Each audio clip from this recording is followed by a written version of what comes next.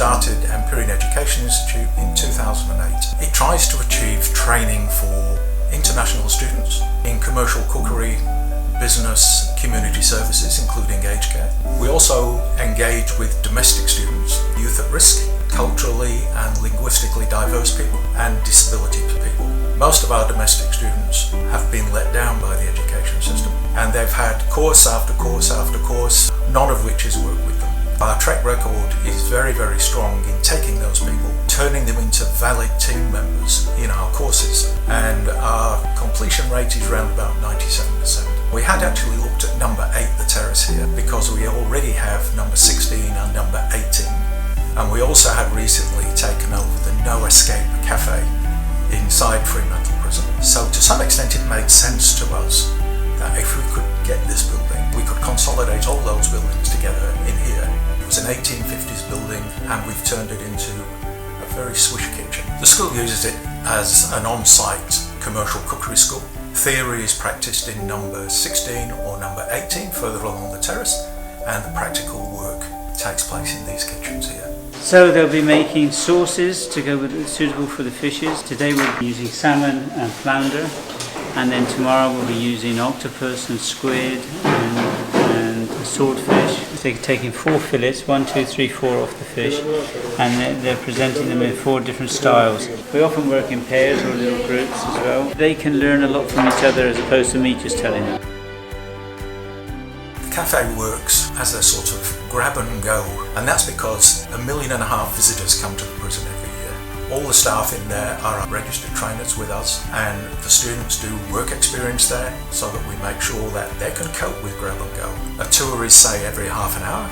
You might get 50 people in the cafe, all wanting coffee, cake, a meal, all got to be done within about 10 minutes, because once the bell rings and the tour commences, we don't want to see any wasted food. All our students start with our first course, which is certificate free in commercial cooking. As soon as they've got the chef whites and their knife kit, they get in the kitchen with one of our chefs, and we put them through their paces very much like MasterChef. Our chef will demonstrate the dish, and then the student would replicate the dish, and that goes on for probably 10 weeks. They do vegetable cuts, soups, stocks, sauces, and learn basic methods of cookery. It's a very hands-on course. Second term, they go more into filleting fish, deboning chicken, and a bit more technical skill.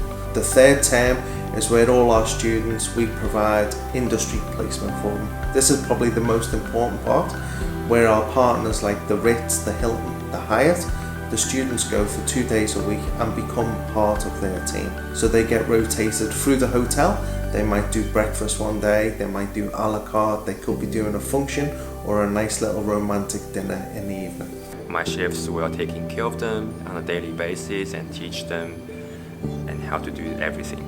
So basically the students are treated like an apprentice, like a full-time paid up member of staff. They are working as a cook in a 4-star or a 5-star hotel. Every job from receiving goods, putting goods away, to veg prep, making sauces, dealing with proteins, filleting fish. So the students go right the way through all those stages of food prep, present the food and serve the food. We started them off with just basic, things to see where we could see where they're at and what their skill level was, and then obviously now we put them on the line when we do functions. They serve the food with us, next to us, as a member of our team. So they do a fantastic job. The Ritz obviously issues a certificate for the students in recognition of their work experience at the Ritz-Carlton. So after the initial 10-week placement, they come back, they know how to work more autonomously, they've got lots more experience, and then we really push them. We save the best till the last. Desserts, pastry cakes and yeast goods. Desserts are quite hard to make. You need to be quite precise with the technique. If you don't do it right, it's start again. They have to understand the recipe that they have to do. They have to understand all the processes in a dessert, which can be quite complicated. You might have an ice cream centre and then a gel and a marshmallow and different sauces. And you've got to get all these elements done at the same time to get them set so that you can present a dish.